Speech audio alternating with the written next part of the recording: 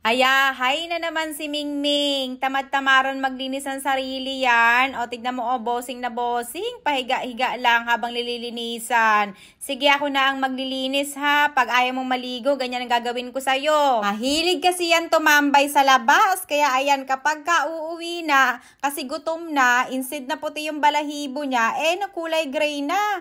Gustong-gusto naman niya kapag nililinisan siya, relax na relax. O, ayan, sarap na sarap yan. Ito nga palang ginagamit ko, pang pet cleaning bubble siya. So, parang foam siya. Pwede rin siya sa mga dog. So, hindi mo na kailangan niyang banlawan kasi plant-based naman yan ang ingredients niya. Pagka natuyo yan, kahit nadilaan nila yung katawan nila, hindi makakasama sa kanila yan kasi antibacterial na rin yan para hindi rin sila kutuhin. Bagay ito sa mga pussycat at mga dogs na takot maligo at takot sa tubig. Pero, amoy panghi na.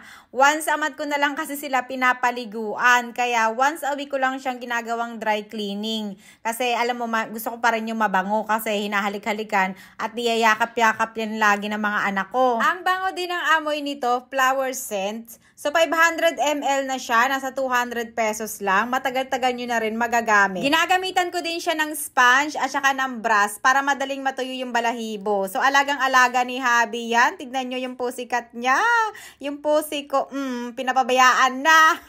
Naisip kong i-grooming itong mga Persian cat ko dahil yung balahibo nila super kapal na talaga. Aba, ito, hirap na hirap ako. Lumalaban siya, ayaw talaga. Tinatakasan talaga ako. Pero ayan o, nakaisip ako ng technique para mapastay at hindi mangalmot. Biglang bait yan. May pakatrit kasi yan, kaya biglang nagbait-baitan. Buti na lang, ang bilis makashave nung ginagamit kong shaver, tsaka ang tagal din malobat. Ito yung ginagamit kong pang shaver from Pet Shop. Dahil ang mahal nga ng haircut ng mga pusa sa pet salon, ako na lang yung gagawa. Rechargeable na rin pala ito. Tsaka 4-in-1 na siya. Meron siyang kasamang 4 na head na madali lang siyang ikabit. Kapag narinig mo yung click, okay na siya. Tapos meron pa siyang kasamang 4 na suklay. Ngayon ko nga lang napagtanto na bakit Persian cat pa yung inalagaan namin. Napaka high maintenance talaga niya. At yan nga, kailangan mo pang bilhan ng mga cat treat at ng kung ano-ano pang mga gamit nila. Yung pang hairball nga yung binibigay ko para maganda rin yung tubo ng buhok nila. Kesa doon sa mga pusang kalye na walang kaarte-arte, kung ano lang yung ibigay mo, kakainin at kakainin nila. Ayan nga, basta may cat treat, walang galaw-galaw yan. Hindi din bother sa tunog ng shaver. Kailangan mo lang talagang bilisan. Pag naubos na yung cat treat, pipiglas na agad yan. Eto na nga, at natapos din. At ayan yung mga mukha nila. Mukhang mga nalugi. Nainggit si Habi. Gusto rin makidila. Sarap na sarap nga sila dito sa bagong premium leaky cat treat ng Pet Shop. May 3 klase pala ito. Green, blue, pink. Lahat yan chicken flavor. Nagustuhan ko to kasi hindi lang siya cat treat.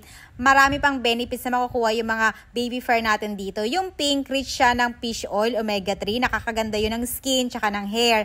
Yung blue naman is for urinary care para sa kanilang kidney, para madali sila makaihi, para maiwasan nila yung UTI. Yung green naman, para yun sa hairball kapag naglalagas siya. So maganda yun kapag nagpapatubo ka ng buhok mo, especially kapag kakitin pa lang yung babies mo. Kahit na anong cat treat pa yan, basta kahit na anong flavor, takam na takam pa rin yung mga pusa ko. Kaya mas maganda na ito kasi supplement na rin nila. Isa-isa ko na ngang binuksan. Alay, tignan mo, nataranta na yan bigla nang nakita nila na bukas na. Nagpapanik sila kapag ganyan na. Nagpapanik din ako kasi baka yung daliri ko makagat na naman. Sa isang pack pala ng cat treat, meron na siyang 15 grams. So may 8 pieces ka naman na laman sa isang pack for only 99 pesos. Meron ka ng premium leaky cat treat. O diba, ang sarap na sarap yung mga pusa nyo dito. Pati si Daddy, sarap na sarap din siyang matila. Nagustuhan ng mga pussycat ko? For sure. Magugustuhan din ito ng mga baby fur nyo. So, ilalagay ko siya sa aking yellow basket. Nanggigil ang mga alaga ko dito kasi nabitin sila. Pati ba naman yung plastic gusto nang kainin. Ito nga yung real meat na galing kay Pet Shop. Sa flavor pa nga lang matatakam ka na. Binigyan ko nga sila nitong chicken and pumpkin flavor or kalabasa. Gustong gusto pala nila yung kalabasa. Masabaw-sabaw nga siya. At totoo talagang real meat. Kaya tignan mo yung mga bossing ko. Walang hinga-hinga. Tuloy-tuloy ang kain. Higop lahat. Wala pa nga 1 minuto. Si Mot, kahit isang drip niya, walang pinalagpas, parang hinugasan yung mga plato nila. Tignan mo, linis. Dinner time nila, kaya sasamahan ko siya ng yun. Pwede nyo rin palang ihalo ha. Kasi itong flavor na to, tuna, chicken, and carrot. So, ihalo natin sa rice para sa laay busog-lusog.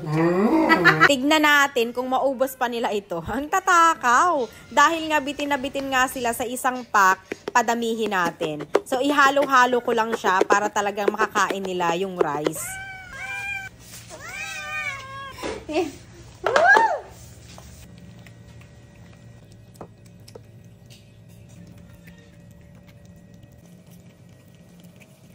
Ay, pucha.